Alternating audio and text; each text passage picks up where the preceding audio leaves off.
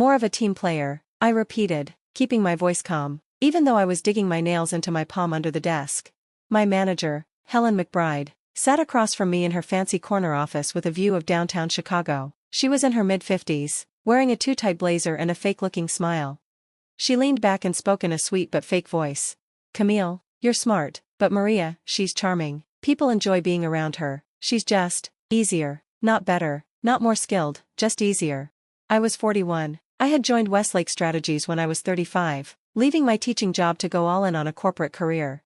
In those 6 years, I'd worked late nights, saved failing client accounts, and handled big last-minute projects. I doubled the company's business in the Midwest, improved the training system, and helped the company save nearly $2 million.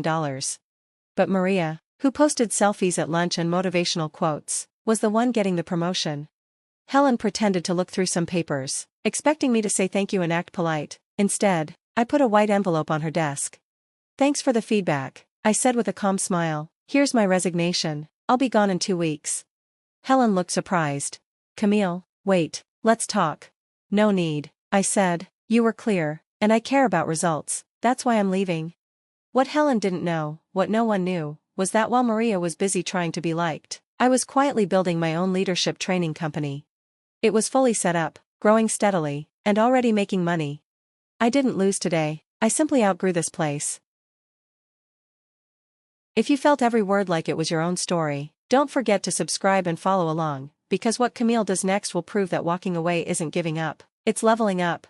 Something that would make Helen's promotion decision look like the farce it truly was. As I stepped out of her office, I felt the shift ripple through the river north floor of Westlake Strategies. Heads turned, conversations quieted, and I knew Maria was already imagining where she'd hang her "Girl Boss" poster above my old desk. But I moved with calm purpose, returning to my space like it was just another Monday. Because tucked inside that resignation envelope was a second document, one that would make Helen choke on her artisan latte. The following 2 weeks? Theater. Maria swanned through the bullpen with a latte in hand and a spotlight in her mind. On the 4th day, she leaned over my cubicle wall, lips curled in a smug half-smile. "Cam, I hope you're not too disappointed. I mean, I know you really wanted that spot." I met her gaze briefly while quietly backing up 3 years' worth of metrics, training manuals, and workflow optimizations, not to take, but to document. Every dollar saved, every system I designed, every outcome attributed to my team. "No hard feelings at all, Maria," I said, smiling coolly. "You'll shine." She left satisfied, but she didn't know what those results were built on. 3 years ago, in frustration, I'd started developing my own adaptive team performance software. Not on company time, not with their tools.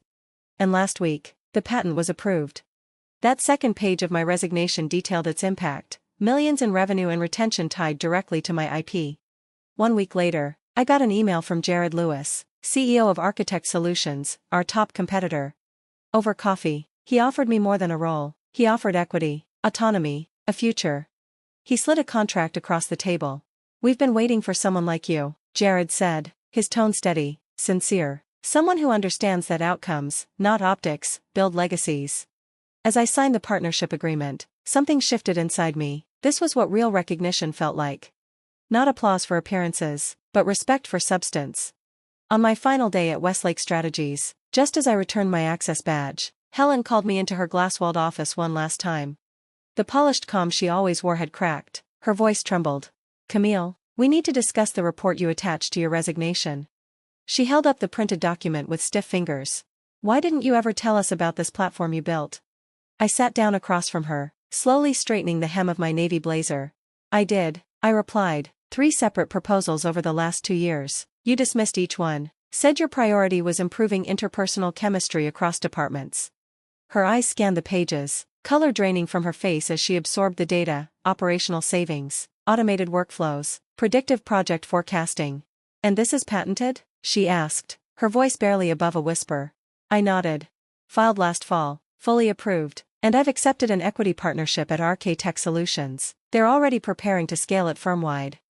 Helen exhaled sharply. "Architect, Camille? No, you can't. That's our primary competitor in the Midwest. What about loyalty?" I tilted my head slightly. "Loyalty? You mean when you rewarded Maria's charm over my contributions? Or when you sidelined my proposals because I didn't host enough happy hours?" She opened her mouth, but I didn't wait. If you'd valued output instead of office politics, we wouldn't be here. We'll match their offer, Senior Vice President. Just stay. It was never about the title, it was about being valued. As I left, I heard the frantic dialing behind me, but the damage was already done. If you believe respect should be earned, not begged for, and you're ready to see what Camille builds next, make sure to subscribe so you don't miss the chapter where she goes from underestimated to unstoppable. The patent was mine, the ink on the partnership agreement dry. And as for Maria, she was about to learn the hard way that charisma can open doors, but only substance keeps them from slamming shut. That evening, as I packed up the last of my things, I spotted a sticky note left on my monitor. Sad to see you go, stay in touch. Maria. I smirked, crumpled it, and tossed it into the bin. She'd hear my name again soon enough. In fact, the whole industry would. My first day at Architect Solutions felt like I'd stepped into a different universe. Gone were the beige walls and passive-aggressive Slack threads. My new office overlooked Lake Michigan, floor-to-ceiling windows, sleek design, and a nameplate on the door that read, Camille Bennett, Partner, Strategy and Systems Innovation. But the real shift wasn't the title, it was the respect. Jared Lewis, the CEO, held a full all-hands meeting to welcome me, but it wasn't a typical onboarding speech. He told my story, he spoke about the platform I developed, its measurable impact, and how it had already changed how firms operate. Camille isn't here to fill a role, Jared said. She's here to lead a new frontier. Her work has saved millions. It's brilliant, it's proven, and it's just the beginning. At Westlake, I was a ghost behind the curtain. At Architect, I was the architect in the spotlight. And then, 3 months later, came the moment that sealed it. Mid-strategy workshop, my phone buzzed, a message from Tarek Henderson, one of the few sharp minds left at Westlake. Check the news, something big just dropped. I slipped into my office and pulled up the headline. Westlake Strategies loses 30% of clients after Q2 systems breakdown. The article was brutal, missed deadlines, ballooning budgets, 3 flagship clients, gone. The report described Westlake's internal systems as fractured, outdated, and alarmingly dependent on undocumented processes. But one quote hit home, from a former client of mine. Service has collapsed, said Thomas Kwan, CEO of Terra Nova Solutions. We once trusted Westlake with enterprise-level integrations, now they can't even deliver on basic timelines. It's like the backbone of their operations disappeared. I smiled. Ted, I was that backbone. The system they'd undervalued, dismissed, and handed off to someone with zero understanding of how to sustain it. A second buzz, this time from Tarek. Maria's having a full-blown meltdown in the break room. I leaned back, sunlight reflecting off the lake and spilling into my office. I didn't need revenge, I had results. If you've ever been dismissed, sidelined, or passed over for someone louder but far less capable, subscribe to the channel, because Camille's rise is just getting started, and what comes next will shift the whole industry. Maria had spent years mimicking competence, repeating buzzwords, smiling her way into rooms she didn't deserve to be in, but now she was exposed, and Helen, who gambled on appearance over ability, was watching her decision unravel in real time. Meanwhile, I had bigger moves in motion. At Architect, my system wasn't just running, it was revolutionizing. Project timelines were cut by 52%. Client satisfaction scores hit an all-time high. Operational KPIs were off the charts. Jared had already approved full-scale rollout across divisions, and 3 Fortune 100 companies were in negotiation to license my platform. They underestimated me, now they're trying to catch up. One crisp Thursday morning, 6 months after I left Westlake Strategies, I walked into my architect office to find Jared Lewis standing by my desk holding a folded copy of the Chicago Business Ledger. "Have you seen this?" he asked, raising the paper. The front page headline read, Westlake Strategies announces emergency restructure amid mass departures and system collapse. I took the paper and nodded. I saw, looks like they're dismantling everything. They're finally admitting how badly they mishandled their people, Jared said. They tried to rebuild your platform in-house, but they didn't understand the foundation. I know, I replied, they thought it was just code, but it was the logic behind the code that made it scalable. Jared gave me a slow, knowing smile, the kind that only comes from watching the long game unfold. Which is why the board voted unanimously to promote you, he said. Starting next week, you'll be our Executive Vice President of Strategic Innovation. You've not just improved our systems, you've changed our direction. A quiet warmth rose in my chest.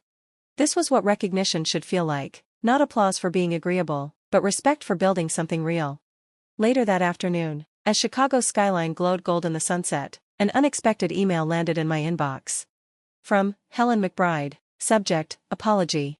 I assume you've heard what's happening at Westlake. I want you to know I was wrong. Dismissing your work was the worst mistake of my career. The board knows now. They know what you built and what we lost. I resigned last week. Maria stepped down a month ago. Turns out deliverables don't respond to charm. I stared at the screen, unread emotion flickering across my face. Validation had arrived. Not that I needed it, but it was poetic all the same. The email continued. I know it's too late to change what happened, but I wanted you to know you were right. Results do matter. I just wish I'd seen that sooner.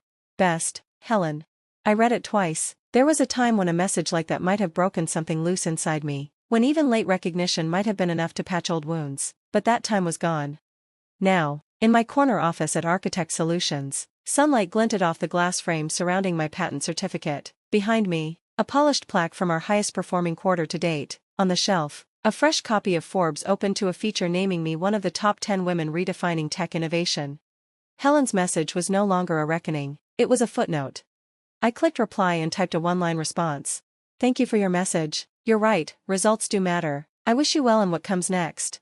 I hit send, then looked around my office. Every inch of it, every ounce of respect in this space, had been earned, not gifted, not bartered for, built. The next morning, I called a full team meeting. The room filled quickly, engineers, analysts, designers. Not one person was there to show face. They were here because they cared. Once we settled, I stood. Before we dig into our next major rollout, I said, I want to share a quick story, not about strategy or code, but about value, about recognizing it in others, and about never letting anyone else define your worth. Heads nodded, eyes sharpened. Now we were building something bigger, together. As I spoke, I saw people lean in, not just to my words, but to the weight behind them. They understood. They saw that this company, our company, wasn't running on image or ego. It was running on integrity, on courage, on the belief that quiet strength, when aligned with purpose, builds movements. That evening, driving home past Westlake Strategies, I slowed at the light. Their once proud logo etched into the side of the building looked weathered now, dimmed by time and consequence. A for lease sign blinked weakly in the fourth-floor window, downsizing again. But I didn't feel smug. I felt grateful. Grateful they didn't see me. Grateful they dismissed what I created. Grateful because in pushing me out, they set me free, to build something better. Because sometimes the greatest gifts come dressed as rejection. Sometimes being too focused on results is the very quality that makes you unstoppable. And sometimes the best way to respond to being underestimated is to build something so impactful, they can't look away. My phone buzzed. A message from Tarek lit up the screen. Westlake's board is asking about you. They're wondering if you'd consider coming back as CEO. I stared at the screen, then typed back slowly. Appreciate it, Tarek, but I'm exactly where I need to be. Because real success isn't about going back to prove anyone wrong. It's about proving yourself right. It's about standing firm in your own value, especially when no one else does. It's about refusing to shrink for someone else's comfort, and choosing to rise for your own purpose.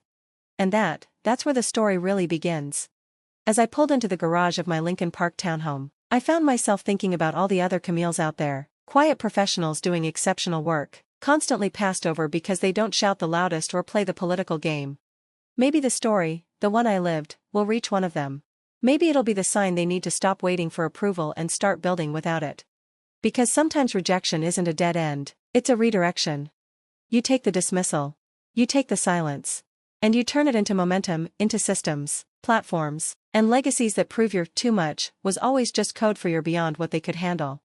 That night, sitting in my home office, reviewing global licensing proposals for the system I once built in secret, I felt a deep sense of peace. Above my desk, framed in matte black, was the quote Helen once tossed at me like an insult. You're too focused on results. She wasn't wrong. That focus, it's exactly what brought me here. To leadership. To innovation. To clarity. To the place I was always meant to stand, on my own terms. If you've read this far, thank you, truly. This story isn't just about me. It's about anyone who's ever been told they're too much, too intense, too focused, or just not enough in some way. If my story felt familiar to you, I'd love to hear yours. Leave a comment below. Tell me where you are in your journey. I know how hard it is when you work your heart out, deliver results, and still get overlooked. I've been there, and I want you to know. You're not invisible. You're not imagining it. You're not asking for too much just because you want respect. If this spoke to you, consider subscribing, not just to see what's next, but to join a community that values quiet strength, earned success, and resilience without needing applause. We're building something here. Something for people like us. And if I could leave you with one thing, it's this. Stop waiting for permission. Stop making yourself smaller to make others comfortable. Don't let their inability to see your worth make you question it. Let their doubt push you forward. Let their silence give you room to grow. Keep showing up. Keep building. One day, they'll realize what they lost. But by then, you'll already be somewhere better, somewhere you created with your own 2 hands. This is your sign. This is your moment. You don't need to prove them wrong. You just need to prove yourself right.